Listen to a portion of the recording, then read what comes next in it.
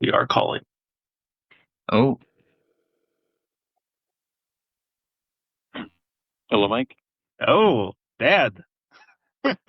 You're on speech, guys. Oh, and Mom is there too. Lovely. So Hello. I'm This is our surprising- first double introducer. This is great. Wow. Two of them. I surprised Landon and Matt by not telling who was going to introduce the episode until right then. So they're bright-eyed and bushy-tailed with the thrills of the moment here. So thanks very much for doing this. I appreciate it. You're welcome. I think you guys did a really nice job of curating films or stories when we were growing up that just had this like really nice sort of activity of adventure and attention to certain like moral codes. You know, I'm thinking of things like Indiana Jones, Rocky, of course, Back to the Future. Can you guys like identify that with anything like going on in your minds when we all went to Mr. Video to pick movies? Well, obviously, to your point, we wanted something that would not just hold your attention, with, adventure, but also that would not morally corrupt you. That we felt comfortable in you watching and absorbing, things that sort of reflected our own values. Mm-hmm. Right. Oh, do you have something to add, Dad? No, I have nothing to add. Your mom's described it very well. Okay. The second reason that I thought you guys would be a great presenter of the episode is obviously the films take place in what year, Mom and Dad? Let me put it this way. The first year he goes back in time to, what year is that? 1985. No. Oh. yeah, right. Starts in 1985. Right, 1985. So, Marty's parents, Lorraine and George, I know they're a little bit older than you. They were in high school in the story when Dad was probably just out of diapers. Mom was in diapers in the fall of 1955. But my mom is pretty advanced for her age. She might have been out of diapers already after after that.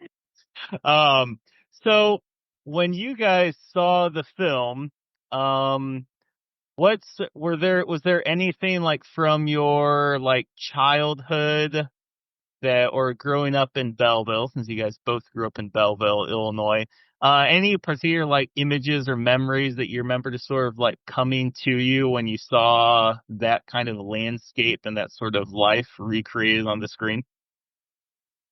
I think I was particularly impressed with the nostalgia of the whole thing.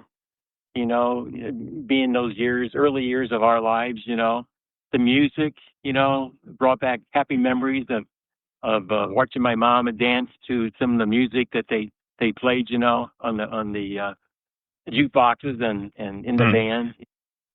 And I guess that was particularly of enjoyable memories of watching that in the early version of the very first version of the movie, right? Mm-hmm. Yes, to your point, Michael, it's like Dad and I, it's like we obviously don't remember 1955, but certainly a lot of that same culture existed well into the 60s, right? Mm-hmm. So it's always fun to see visions of that, memories of that, I say. Yeah. Landon, Matt, do you guys have anything to add here to the question intro session? Did you like talk about the movies after they were done and highly curated? I don't recall originally if we did. Long ago, but I have to admit we both at least number 1 and number 3 over the past week, just to sort of awaken our memories and everything like that. Mm-hmm. Yeah. Yep. I did say that I was going. The first two questions or points I brought up, I did not tell you I was going to bring up, but I did warn you of this one, so I feel compelled to ask it. Favorite quote of the films? Rich? If this has any merit at all, I couldn't help but be appreciative of some of the early electronics that was in that movie. I was looking at the readouts on that in the car there, where it provided the date and the year. I couldn't help but think of the early days when I was working back in the 70s of the digital readout on the car's dashboard, as opposed to today where it's all LEDs, you know. I couldn't help but be attracted to one particular item that was in the car, which really dates itself relative to time past. Okay. Mom, do you have a quote? Yeah, Michael, to answer your question, there's always one quote that has stuck in my brain from the third movie, and that was the whole reference to running, you know. Doesn't anyone walk and run anymore, when they were in the saloon talking about, you know, future automobiles. And then obviously the response was, of course we run for recreation. And everybody laughs, run for fun. What kind of fun is that? Yeah, but you have to say it more like, run for fun? What kind of fun is that? Exactly. I remember Literally that. Yeah. stuck in my head for 30-something years, you know. Nice. I think you guys are ready to introduce us. So, Sora, how we're looking at, you guys can, of course, put your own spin on it. You have Landon here. You have Matt. You have myself. And so just say who's on the show. Say what the speech is. Officially, it's the speech that we're calling "We Don't Belong Here," given by Marty McFly and Doc Brown from Back to the Future Part 3. Okay, so that's the only two pieces of information you need to present. The rest is up to you. You got it? You got it? Yeah, I think so. Okay. You want to go with it? No, you remember more what Make sure you put a nice little dramatic flair to it. We're excited to present to you the speech "We Don't Here" from Back to the Future 3. And we have Landon, Mike, Matt, and Michael. There is two mics. Well, there's only one here, actually. Oh. Fantastic job. And that's when I say, cue the music. When you see the road from every direction, it will give you eyes, give you hope, it'll give you perspective. I've been back and forth, and yeah, I had my crashes. Now I've seen the road, it goes every direction. This is from Back to the Future Part 3. So the setup context briefly, they're in the Old West. Doc has been transported by a bolt of lightning to 1885. And Marty's finds his way back there with him. They have figured out a way to get back to 1985, but Doc says, I ain't going with you. All right. You know what? That's actually a really great transition into the actual clip from the film audio that we'll play.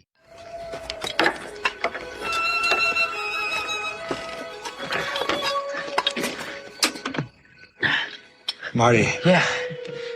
I've made a decision. Uh-huh. I'm not going with you tomorrow. I'm staying here.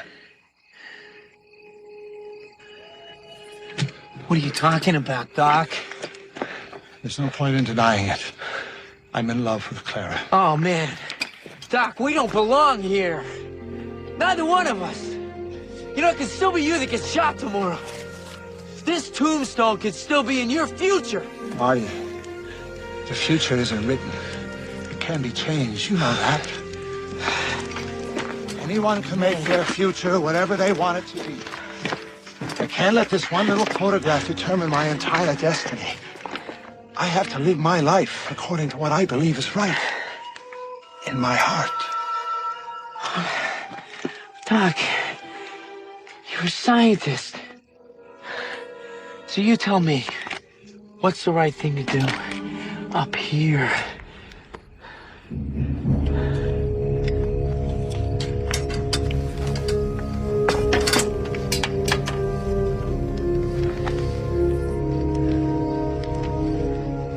You're right, Marty.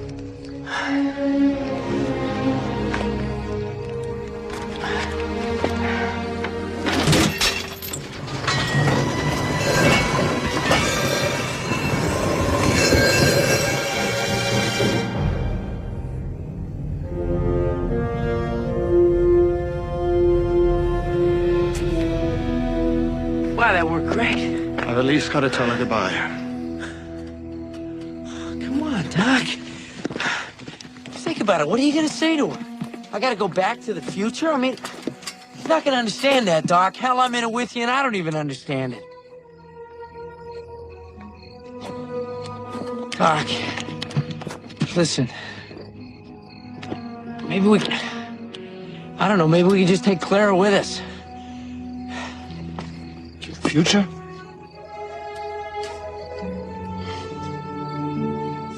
You reminded me, Marty. I'm a scientist, so I must be scientific about this. I caution you about disrupting the continuum for your own personal benefit. Therefore, I must do no less. We shall proceed as planned, and as soon as we return to 1985, we'll destroy this infernal machine. Traveling through time has become much too painful. Are we allowed to play it? You know what? Really? I'm just going with it. Since we're obviously not making money with it. Fair enough. Hold on. So why there's like 9 hours of Back to the Future? Just take us from the top. What did you watch all 9 hours to get to this part, or did this stick with you as like, I know two parts that I would want from this sci-fi, and you kind of discern between a couple options? What led you here? First I rewatched the last two over the past 2 weeks. I've always loved the Back to the Future films in general, more than most kids, I would say. And I probably watch this film every other year, one or two of them. And Back to the Future Part 3, I think it only has 2 time traveling scenes, essentially. One where Marty goes back to 1885, and then one where he comes back to 1985. And I think it's just more of like a film that touches on more just fundamental human sort of things. With respect to, in particular, this speech where Doc, like, clearly has no one to go back to in 1985, right? I mean, this is, of course, an interesting plot point. I mean, let's make it clear. We're not a movie podcast. We're not going to explore this too much, but he is some single old man who hangs out with a 17-year-old boy. And he doesn't age over 30 years. So he has got no one to go back to. But at the same time, Marty wants him in his life. And as the clip we just listened to expressed, Doc sees something unknown and mysterious, but Marty wants to stick with what's comfortable, right? He wants Doc to go with 1985 because that's just how it's supposed to be. Whereas Doc feels that what is most right and most true for him would be to stay in 1885 with Clara. And I think the music in these films is done by Alan Silvestri. He does such a great job. He also does the music for Forrest Gump as well. He partners a lot with Robert Zemeckis. And just the like acoustics in that clip you listen to, just they really bring home in just the whole like landscape of the Old West as well. Just these questions of like, what if? So that like question is core to all three of the films, of course.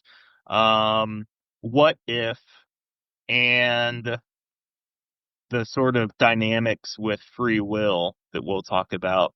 And then, like, how do you know things, right? Because in that clip, Marty is trying to tell Doc, like, no, don't listen to your heart as you conceive it to be, listen to your head. And, Doc obviously ultimately listens to his heart. So, yeah, I thought that this scene most powerfully sort of brings to the forefront a lot of the questions that all of the Back to the Future films sort of comment on and visit. What, based upon what I said, like, does any of that stick out to you guys when you remember watching the Back to the Future films growing up or more recently? I think growing up, it was the first introduction to the sci-fi concept of time travel, and I had probably never been introduced to it before seeing it, and then yeah, it just allows you to be really imaginative to like, wow, what if you could go back and like see your parents in high school, or what if you could go back 150 years to all of the places and see essentially what it was like before technology or the progression of time or how it was developed, and um, probably seemingly basic concepts or thoughts now, but definitely this was the first time having introduced to it and really displayed in a unique way that's been hard to replicate. I couldn't think of a great known film that has done it better than Back to the Future, and it was made more than 30 years ago. Yeah, I suppose I don't know if I could think of one that outright does it better, I guess. Besides maybe Bill and Ted's Excellent Adventure. I think that's like, yeah, that's up there, I think, in terms of time travel movies. Honestly, I don't know if I was ever as familiar with the third one as the first. The first is the one that definitely sticks out. I think I just kind of related to the story. Not that I was like bullied in high school, but I don't know. Went to a big high school, 1,100 kids in my graduating class, and like definitely felt lost in the shuffle, So I kind of related to that narrative of Marty's dad, kind of summoning courage to, stand up for himself and, make himself known in some way. So, but yeah, honestly, the third movie, I didn't get to watch it this week, and that's, I don't know. I know I've seen it, but it's been a decent while. Yeah, I guess the first one is the one that really sticks out, in detail. But Do you guys remember, like, more so like college years, encountering, well, let me put it this way. Prior to this outline in this podcast episode, I mean, were you familiar with the hypothesis, if you will, that free will is an illusion? Yeah, I think a long trot philosophical debate that I brushed up on a little to prepare for this. How would you like to dive into free will? Well, I mean, I think it's just sort of fun to hear about like our first encounter, because I definitely remember in college, beginning to like experiment with the dark corners of the internet with these kinds of things, where um, whether it's the Philadelphia experiment or free will is an illusion. And yeah, I remember it is one that's brought up a lot. I remember it was some article about how if you scan someone's brain, you can, in the appropriate way, then you have the ability that you know what they are going to choose before they choose, right? Um, and that was brought up again today in the podcast I listened to with Sam Harris and Lex Friedman. Yeah, I remember hearing that for the first time and being like rocked. Like, yeah, just feeling stiff actually almost as you sort of like wrestle with that idea, but at the same time, it's hard and Sam Harris actually did a really good job in this podcast of expressing it. So many things, whether it's free will or the existence of God, we act like the 21st century is the first time that people are like asking these questions, and it's really not. I mean, the fodder that you use to talk about the questions has changed for sure.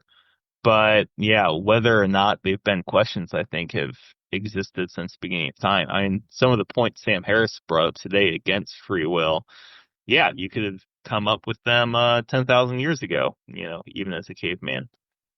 Before we go further, I would just be curious how to jump from this scene in Back to the Future to free will. Let's build that bridge a little. Well, because yeah, I mean, I'd simply say the most accurate way is it seems so obvious to me. And maybe this is just as far as you can maybe try to give it a better shot, but it's the whole premise of the films obviously is that they're changing the future on the premise of people being free to do what they want. And even though they're obviously not invoking the concept to the same like comprehensive way that Sam Harris is, it's still an interesting idea that they play with, because even though we're not traveling through time to affect outcomes of our lives and others, we're still like very much immersed in that whole idea of what you can change or what you could have changed. I presented a thought experiment to you guys, like, okay, rewind, and Sam Harris did bring this one up as well. Okay, rewind the clock of the universe. Are you going to really do something different in the past without the knowledge of the present? Like, I don't know. It's hard to make an argument that you would. And so, ergo, does that mean that free will does not exist? So anyway, yeah, that's about the best I think I can do to bridge that gap. So, yeah. So, go ahead, Matt. Go ahead. I was going to say, doesn't, what's his name?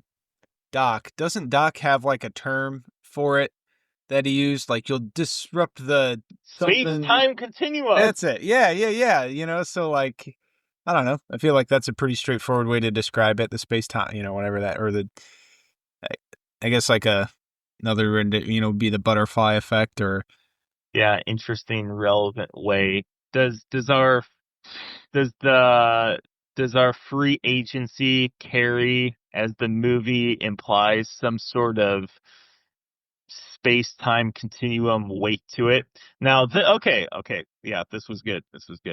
I know there's a This American Life episode on it, and I know there's a website on it too, where like you quote unquote create a new universe with every decision you make. You guys have heard of this? I haven't. No.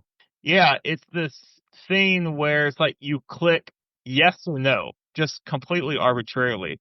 And so let's say you click yes. Well, that means that there has to have been in some other universe where you clicked no. Why?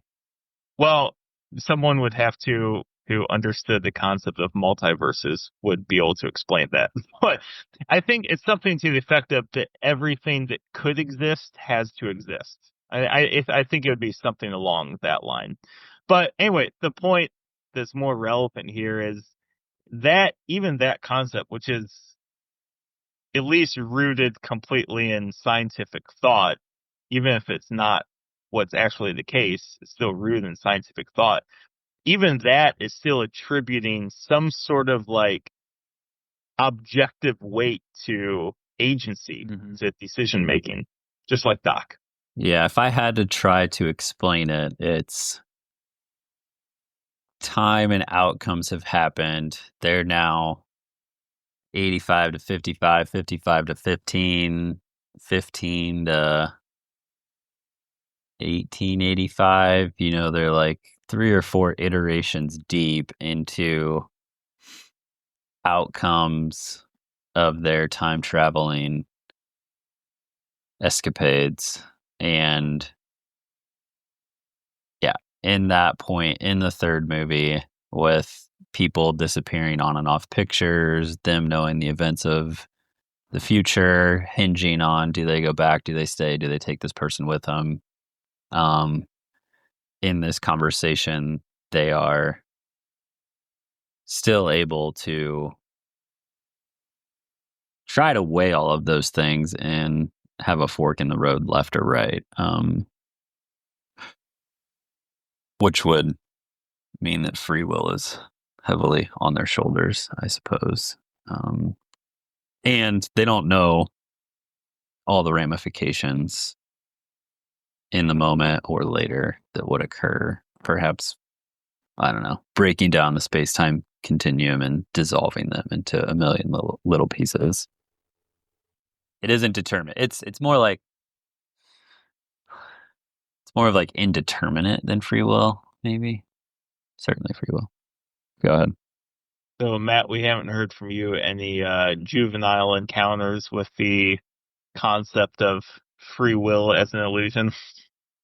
Yeah, no, I definitely remember having some type of discussion like that, and it wasn't me, but and this wasn't even anyone who had beliefs even close to mine, but he just thought it was stupid that this other guy was skeptical of free will. So he just like smacked him and was like, "Oh, sorry, I didn't have a choice," like whatever, just kind of one of those idiot college art, not like an argument, but I don't know. I think it kind of got a element of it across in that, which actually I think this was referenced in I forget which article, it was the Scientific American or the Atlantic, but just how like important free will is to just a society functioning.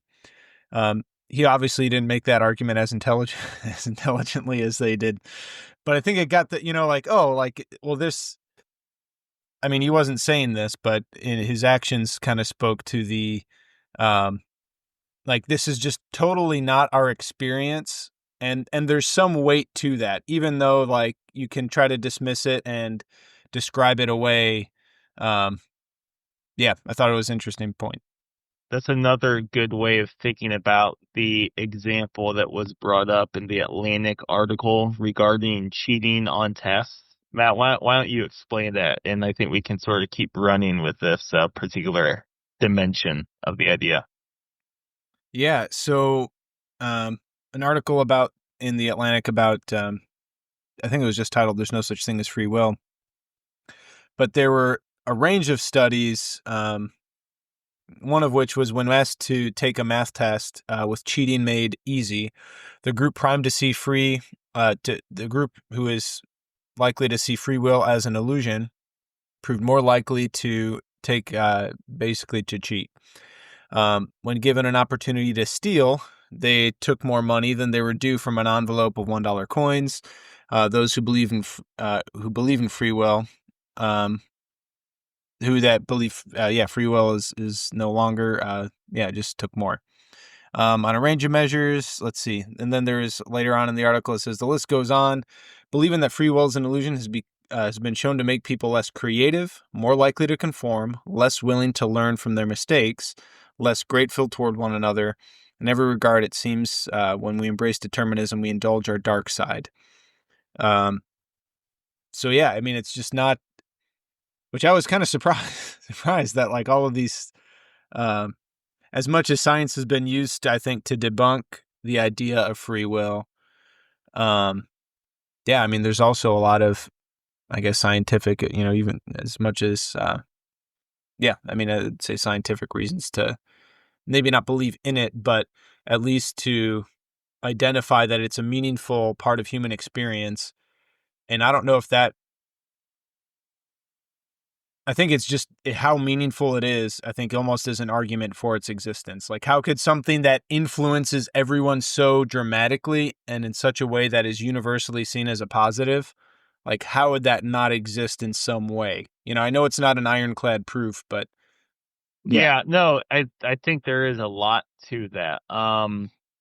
So Sam Harris made a really interesting point that I wanna that all fits in the same sort of yeah. Well, I'll just express his point. So he put it this way. So the question was posed to him: what would you need to see in the world as evidence that would convince you that free will exists? And he said nothing. There is nothing I can even come up with that would convince me of its existence.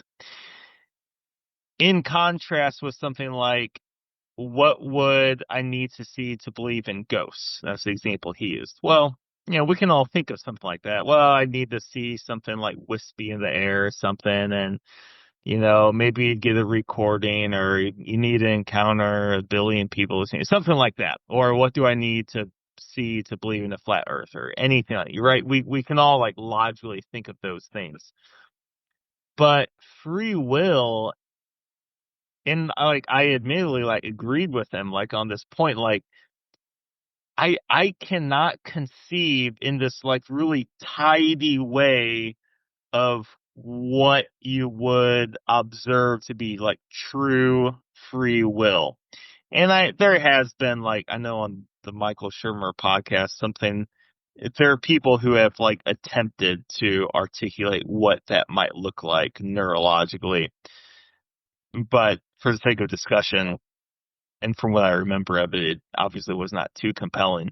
But what you said, Matt, is really powerful, that you have this flat earth, okay? I would argue that no one is believing in a flat earth, and they're performing at a higher level in their relationship system because of that.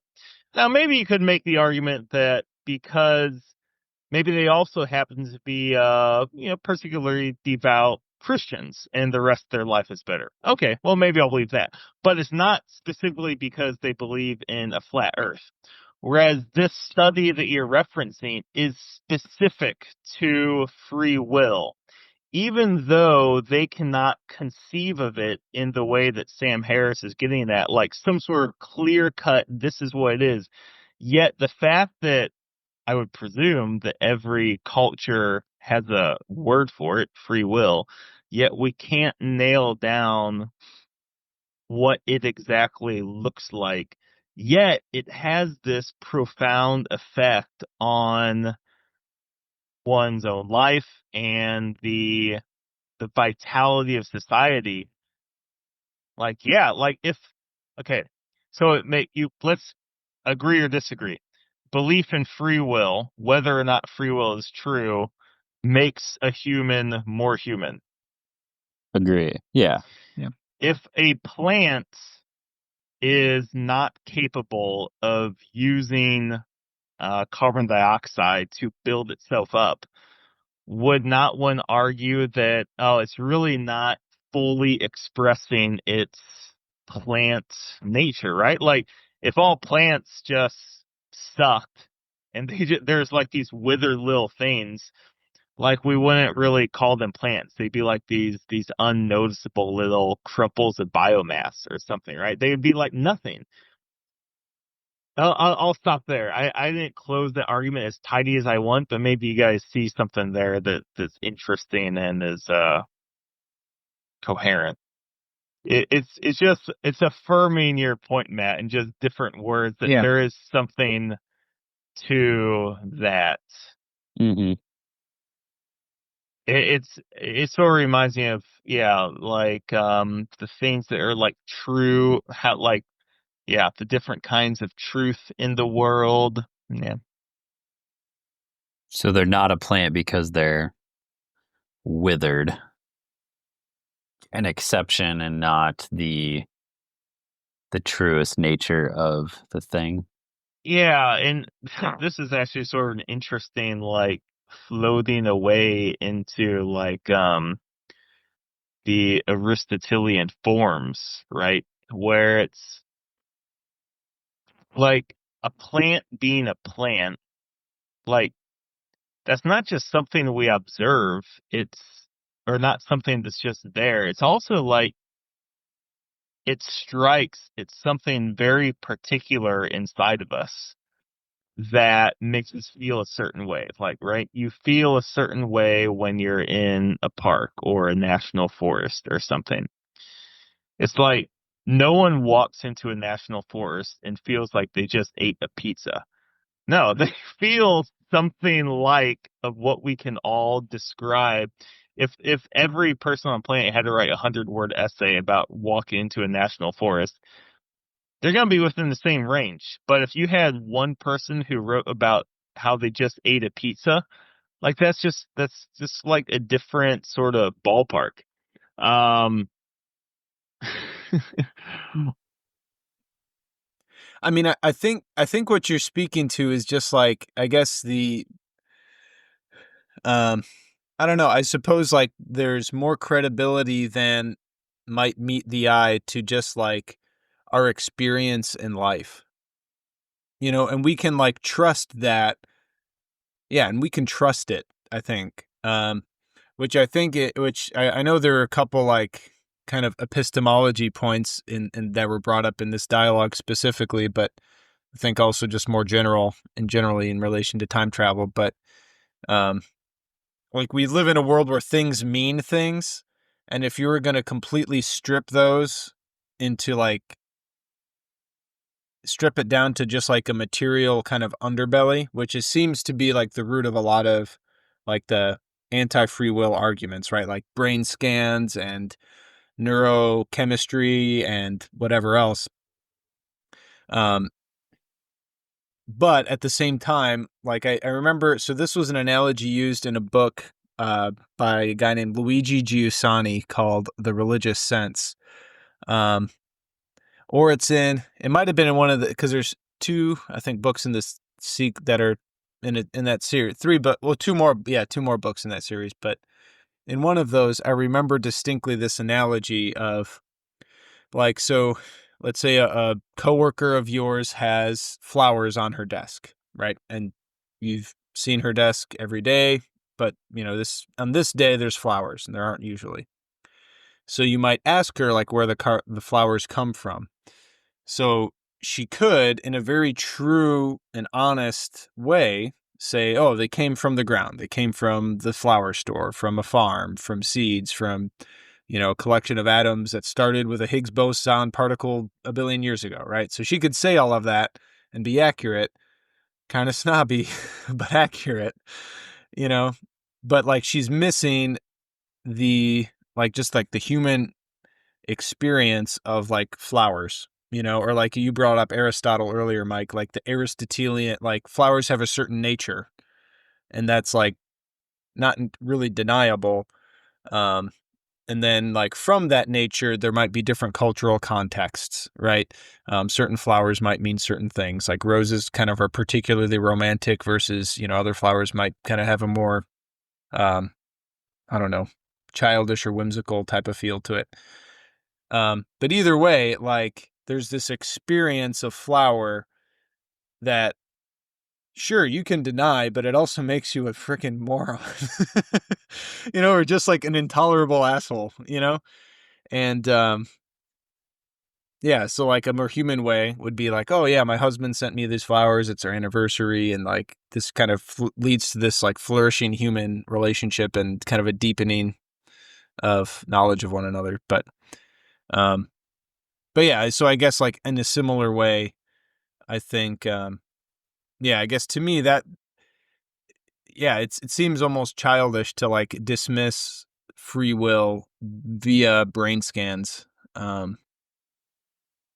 don't know if you guys ever done the thought experiment of if we were to if we were all to sort of just lean into Sam Harris, and I won't overdo it. I've spoken positively of Sam Harris on other podcasts. I like a lot of things he says, but he'd appreciate our antagonism here.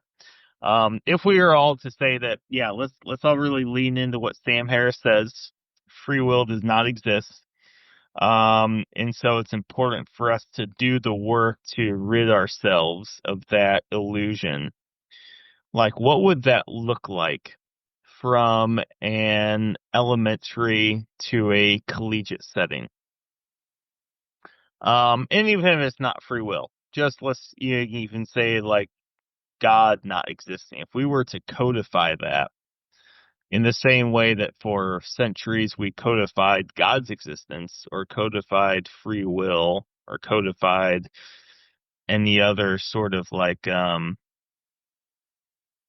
philosophical truths, like what would that look like? Have you guys done that thought experiment before? Not in particular to free will. So, well, like I said, expand it to any Yeah, or nihilism or anything. And here's sort of things like that I see in my head, in my imagination.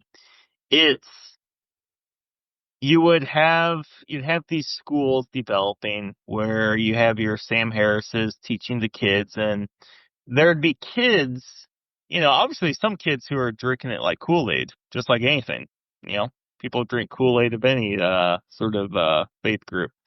But then there'd also be kids asking questions like, why is it then that when Steve over here, he believes in free will and he does better on his test than me, who believes in what you're teaching?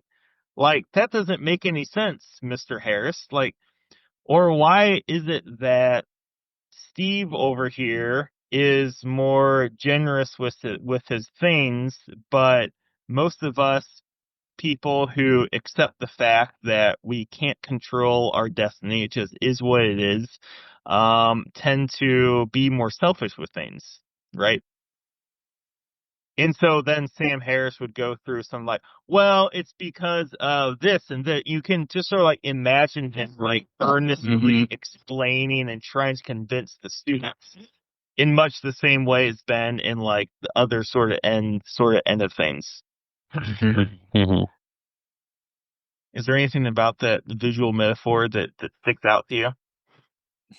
I think the element of that is that I know at least from what I understand, Sam Harris doesn't see like determinism and fatalism as like the same thing. So like I think it is a valid argument that they aren't, and that your personal responsibility still matters in the world, or that you maybe not. I don't know if you would describe it as responsibility, but your decisions matter. And even though they are in some sense determined, they still matter. So it's almost like I think it's a similar conundrum as like a predestination thing. That like you could be predestined, but you don't know which way you're predestined. So behave as if you're predestined for something good, for heaven, or, and that's if we're talking like the religious sense of the word, or just something good. And if you're talking about a more secular sense of the word, which I think, I don't know, might be a valid thing, like, but at the same time, I mean, our experience says something different, that just exactly what those science experiments kind of mentioned. But I'm curious where he would get that from, because I guess at least with Christianity, like because I would say even Catholicism holds some level of predestination. Like there's kind of this mysterious kind of relationship between predestination and freedom. But I guess that seems to be grounded in like the mysteriousness of God and his divinity. And I guess I'm not sure where Sam Harris kind of gets what he uses to like separate the two, I don't know if that was brought up in the debate or not. Like how does determinism not lead to fatalism? I guess I'm just curious on like the nuances of his thought on that. How would you even classify the anti-free will Sam Harris determinism? What's the anti-free will stance? I think the simplest explanation they gave that I can remember goes like this. Did you choose your genes? No. Did you choose your parents? No. Did you choose all the circumstances that put you in your moment now? Well, okay, that's a trickier one because the closer you get to the moment now, the more control Right. it feels like you have. Yeah. And so the answer, well, he would say no. And in fairness, he explained it pretty well in other ways. So therefore, even though it feels like in this very moment you have free will, then it's impossible. You can't have it since you control nothing up to this point. Again, he does a much better job, but something along those lines. So does he like use it for any call to action? One, he recognized, as we discussed, our younger selves going probably laying awake in fear that night when we went to bed and we read that article about free will being an illusion. He did say, if you don't like this and it scares you, stop listening right now. Because one of those articles that we were reading for this said that, yeah, some people do get freaked out reading about this idea, understandably. So he recognized that. Second, what it leads to, he recognized in himself that it did cultivate a certain liberation. He did emphasize that, it makes me a less hateful person because Joe Blow, who goes and shoots out in elementary school, well, he's really just like a virus or a hurricane. Those things really cannot, in the most objective sense, control everything leading up to that moment. And so it makes you a less hateful person. So that's basically where he was getting at in terms of the like meaningful come away. Are you convinced by that argument that it has the capacity to make you a less hateful person? I can see it, maybe. I think it reminds me of the Father Zosima conversation a little bit, and just the idea of like infinite responsibility. Because there is a lot that's out of your control, and there's a lot of things that you have no idea that are influencing you, you know? And that's something that I struggle with as a PT because, you have folks coming in with like chronic pain that's probably influenced by like a million other things, both physical, psychological, social, and like there's only so much you can do. So, you kind of feel helpless sometimes in that regard. But then but at the same time, I think that's an interesting idea too, with the infinite responsibility, that the Father Zosima conversation brought up. Because it seems to cut both ways. Like there's one, like, oh, well, you're kind of subject to all these influences that the world provides. And I think that's, that much I think is a valid argument. And something we do need to consider, that, I think a valid point Sam Harris makes is that, like we can be less hateful if we consider everyone's influences. You sort of come to the same conclusion from a different angle, but the same angle too at the same time. What does Jordan Peterson have to do with this? Yeah, Mike, did you see Jordan Peterson or something? Didn't you meet him? Last Thursday? No, Does he 2 weeks ago. Wait, really? I thought that was like a facetious comment in your notes. No, he's touring right now. He's gonna be in Peoria in like a week. Are you kidding me? He's coming to Peoria? Yeah. Dude, I'm looking this up now. Yeah, this is sort of painful now, seeing how excited you are. I had an extra ticket. I would have sold you for like $1.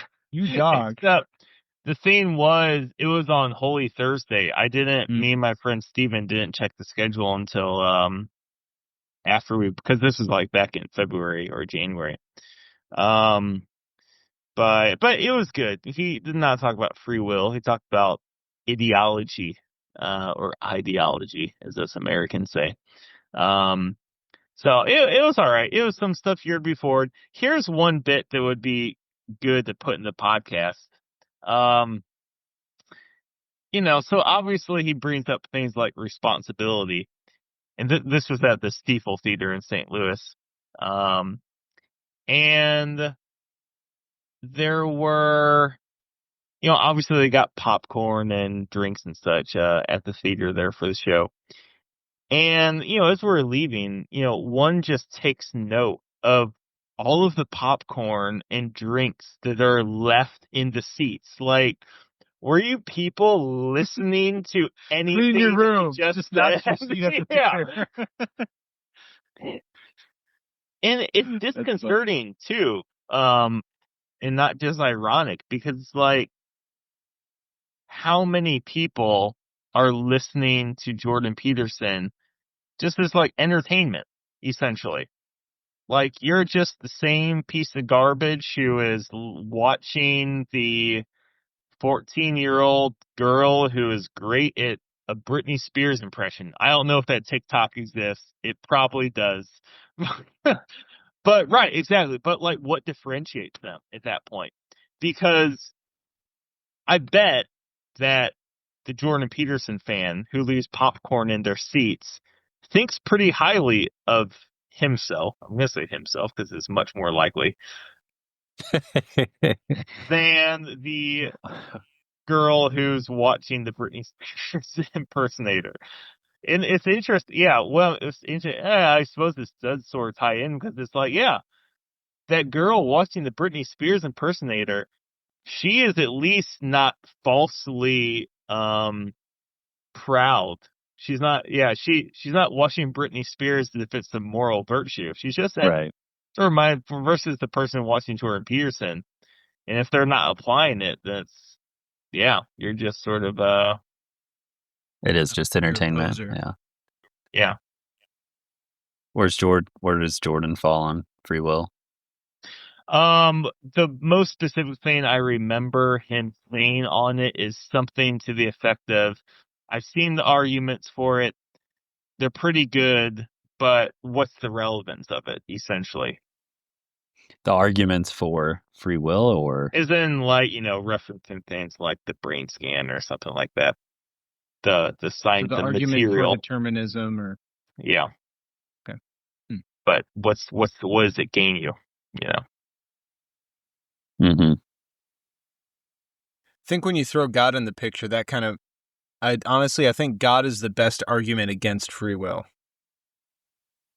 Just Against that it? God exists, I think, is the Ooh. best argument against free will. So, God exists. If God is all powerful and all knowing, and he created everything, he is, in some sense, in control of everything, whether you believe he, like, in real time puts his hand in and out of things, or whether you believe it's just he kind of built the mechanism or built the machine and just let it run. Now the machine's just running, right? So either way, God's, either the programmer or kind of a constant intervener.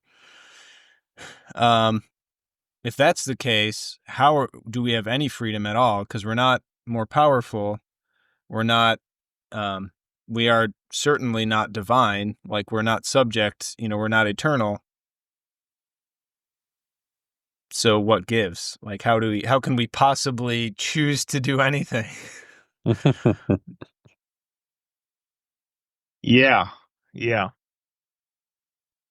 Yeah, I watched all those videos or listened to all the videos that you shared, sort of helping break apart this point. Um, yeah, I guess just to add a little bit more dimensionality to the point here, that we've already sort of expressed, is like, okay, we will end up in ultimately either heaven or hell, like just period. Like it has to be one or the other. I mean, even just saying that it's enough to sort of like make you go, hold on, wait a second. Um, How or why or what?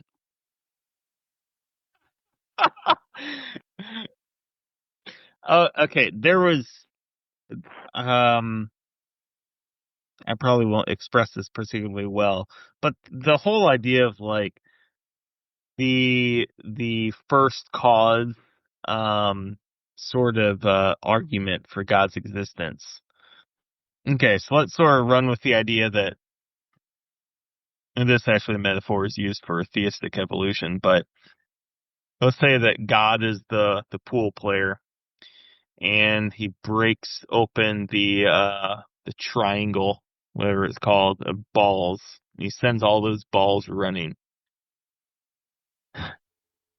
If we were to say that an appropriate metaphor for consciousness and free will is that one of those balls stops, changes direction, and runs to some other hole, we say, okay, that's free will, that's consciousness.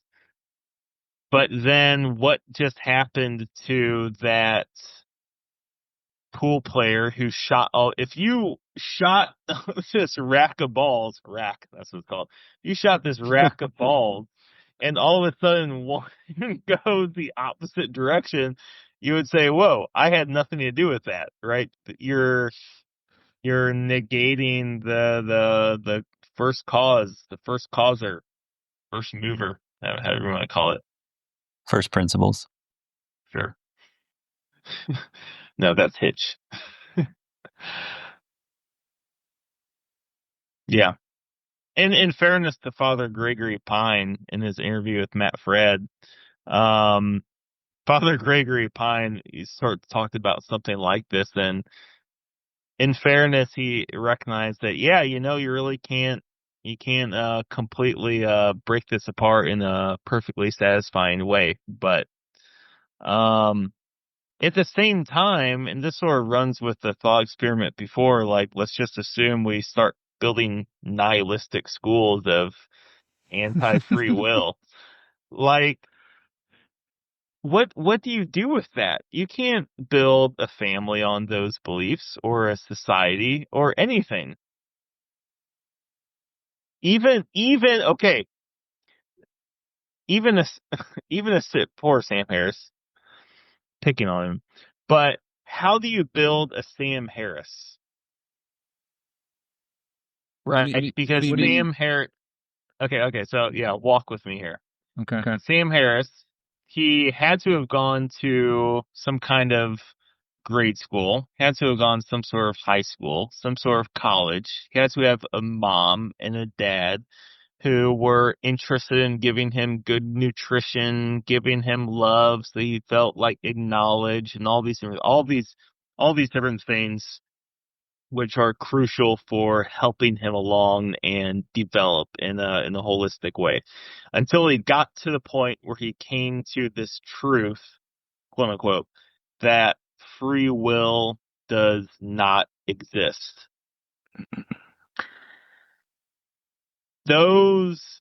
How many people along that entire string of events would have been motivated to create the Sam Harris operating under the principles under which Sam Harris believes? Sure. But yeah, which I think is like something. If you cannot, okay, if I were to ask you guys to define truth I've been practicing this in the tractor for like the past week. And the shower. And the shower. And the shower. Define truth. How do you guys define it in the most general way possible?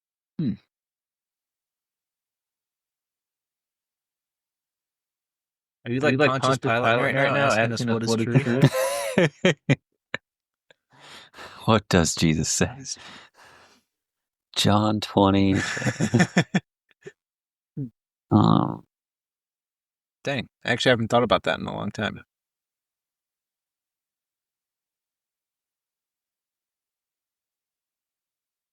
I mean, personally, I think it's like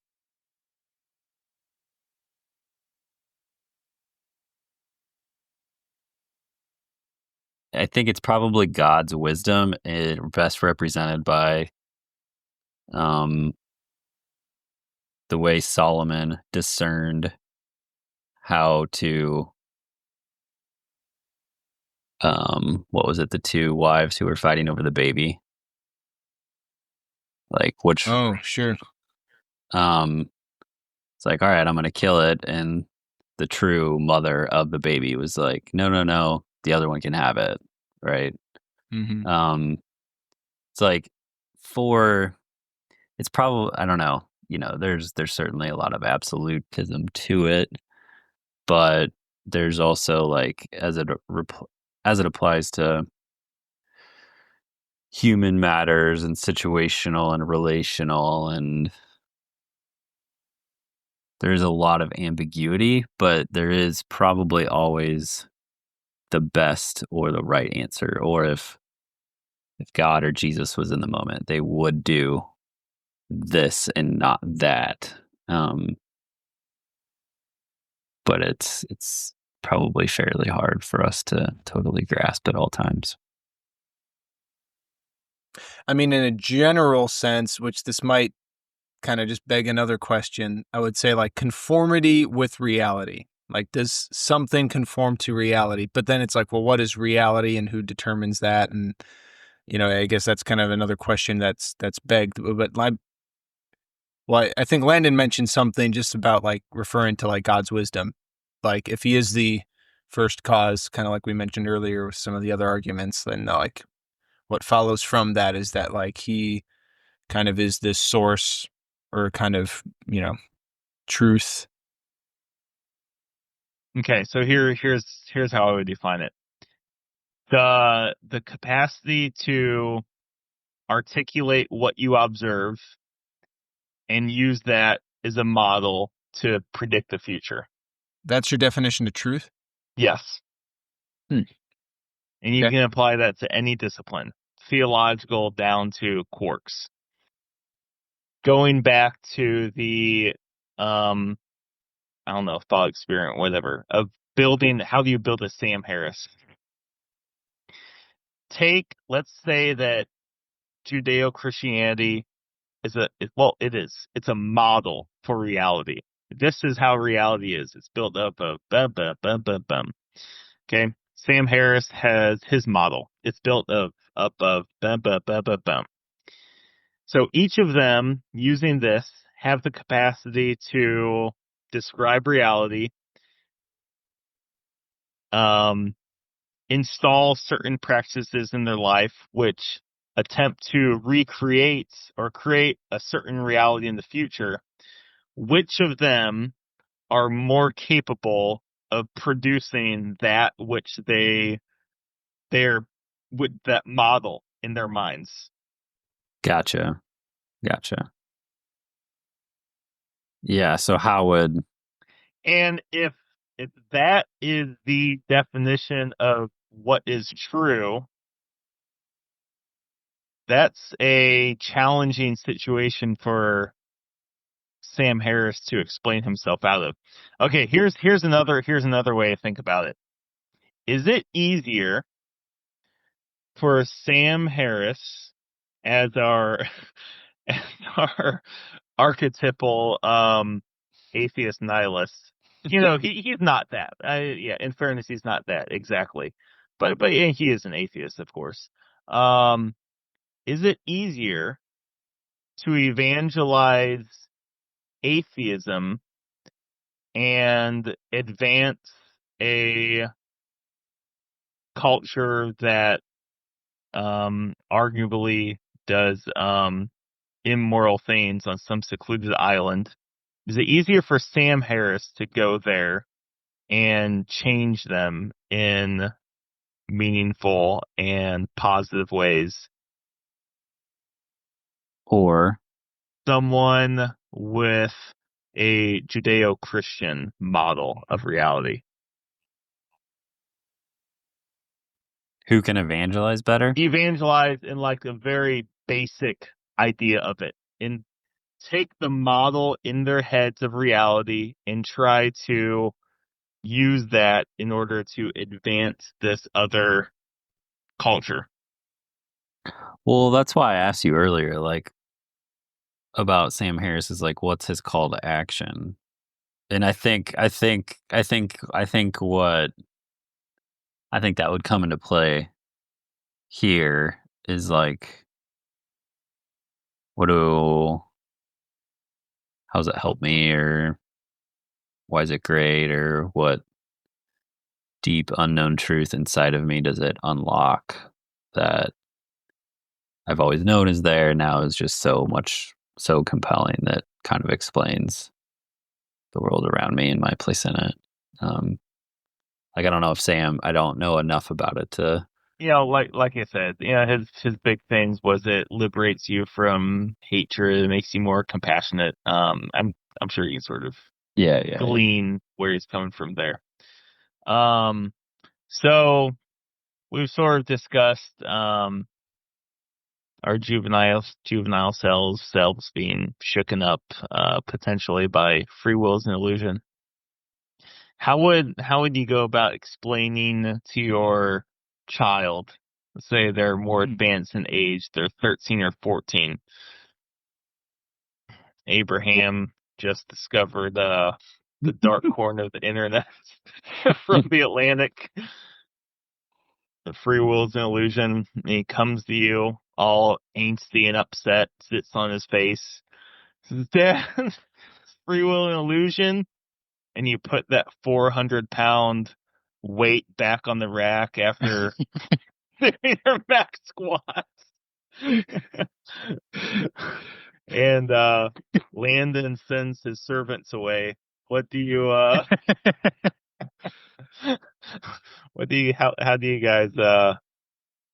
how do you guys explain it to him? Well, if I've just got done squatting 400 pounds, I think we're already in an alternate universe of some sort. So I don't know how it plays out there, but interesting question. I suppose to some degree, I think I might, I don't know, at least my inclination is to do something a little flippant and goofy, like kind of knock him over or mess with him, or, steal his hat or something. And, cause I feel like, I don't know, that might like shock a kid, in a way that their prefrontal cortex hasn't developed enough to appreciate, I think this, take him out back.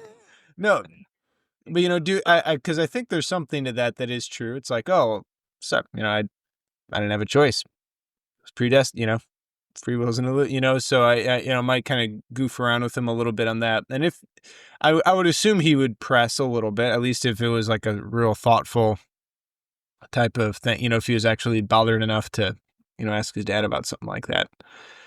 I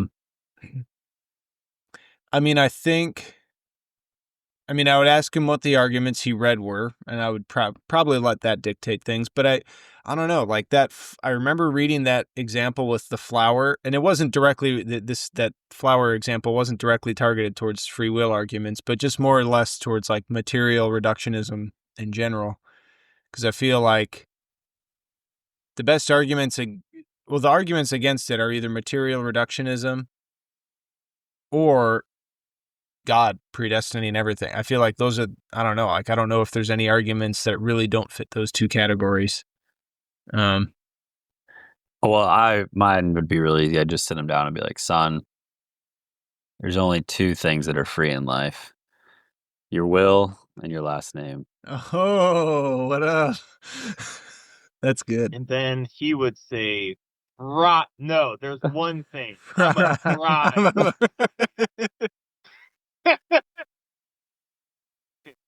To add to God being the biggest proof against free will. Yeah, I mean, I think in some way, I mean, it depends on what you mean by free, right? So what does free mean in free will? Because this, yeah, and I think that's something that, all of the, I guess, I mean, granted, I haven't heard Sam Harris directly.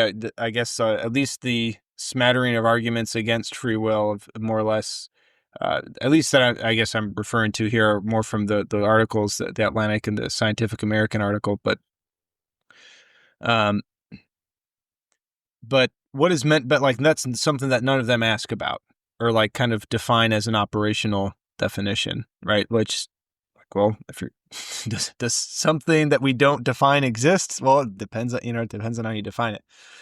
And I think that's where, like, at least theologically, like there's a little more meat to the term freedom in that, like, is as the ability to do what one ought, or the ability to fulfill one's nature, is kind of a more meaty version of freedom. Whereas I know I've heard other, I know Fulton Sheen's big on like kind of drawing this distinction between freedom and license.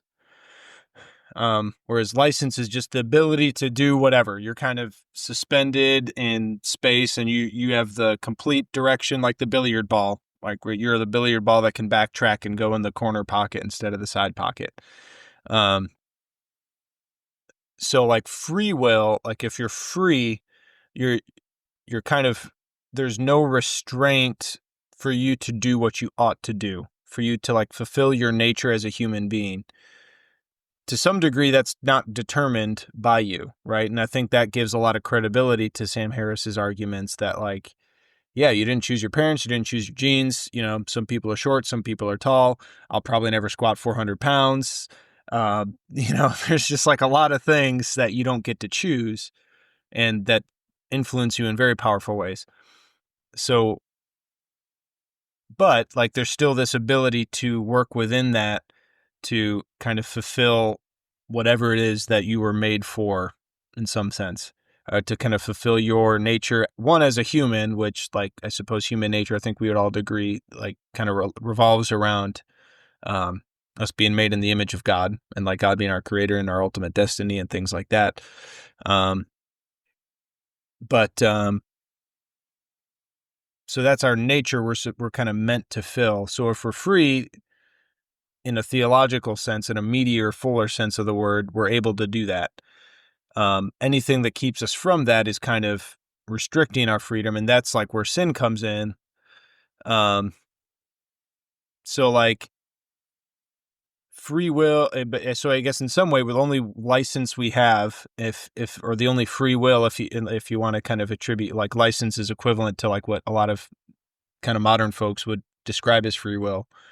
Like the only license / free will that we have is to sin, or to like error, or to move away from God, because God's always pulling us towards Him. So like in that sense, we're predestined, but like we have license to, I guess, reject that. Might be like, yeah. So I guess in that sense, like I think that's why God's existence is the best argument, I think, against free will, because, yeah, because of that. So, and if we had free will to do good, to me, that would in some way detract from God's goodness. If it's us and not God doing the good, versus us conforming to like a goodness that pre-exists us. And then that would also make God responsible for our sin if that weren't the, if we were, if that weren't the case. Right. You could, the films center around the chiasmic year of 1955 is holding some sort of cosmic significance for the whole universe. And if you guys have 1 year to go back to, just 1 year, and all you gotta do is say the year. You don't have to say why. What year would it be? You have the opportunity to go fix something. Like the biggest fork in the road? Mm-hmm. Yeah. Your biggest fork in the road you wonder about. Or appreciate. It doesn't have to be regretful. I guess.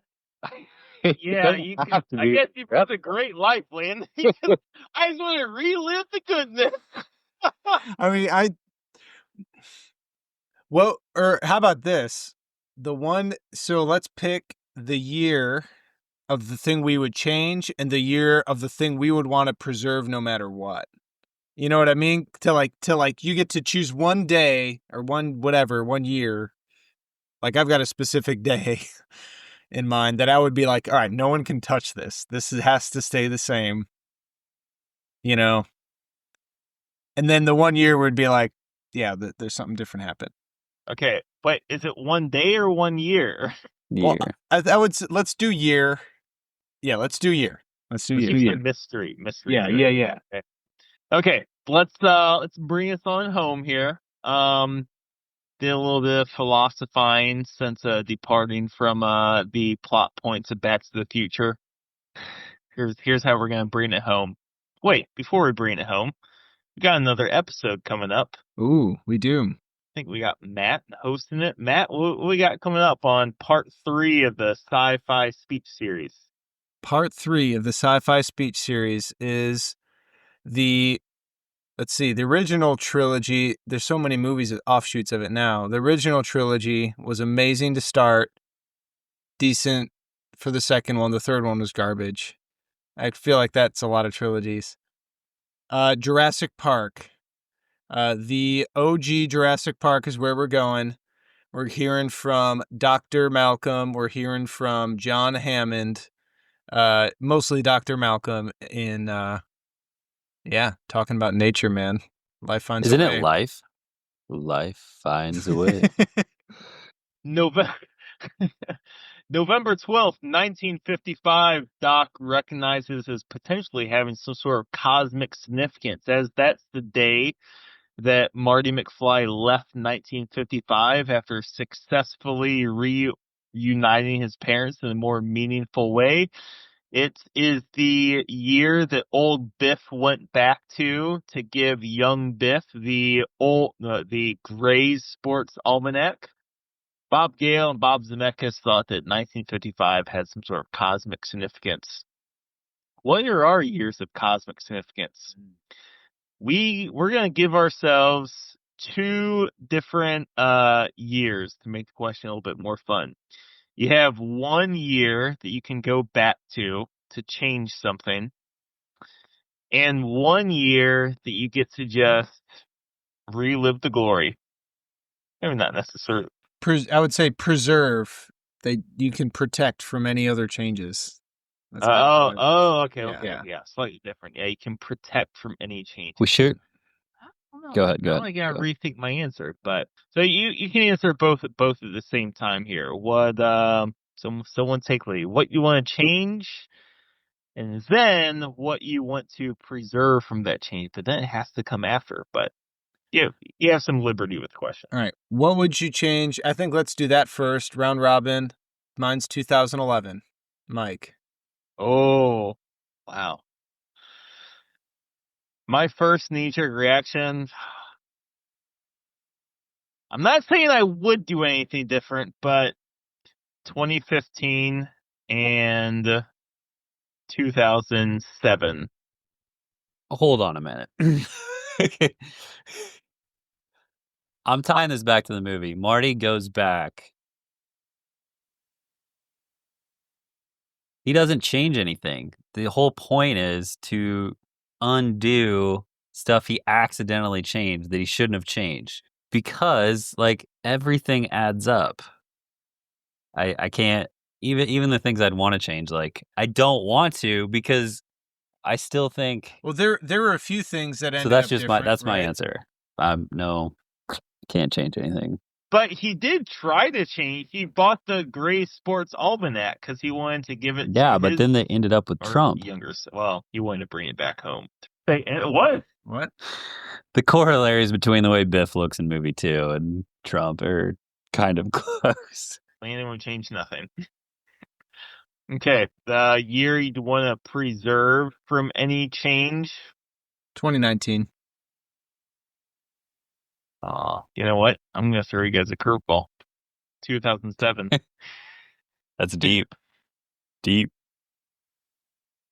2014, I would say. I think the biggest inflection point for You would have kicked Mike out of.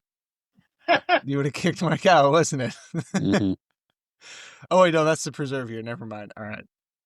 It's a wide range. That's we're only what 32 and we're a 15-year range. A whole year of dwelling in the past. Mm. And you were like in that younger. I've had dreams like that before. Yeah. Huh. Well, it's been great. Yeah. I feel like now we should have put the the next episode sort of thing, but that's all right.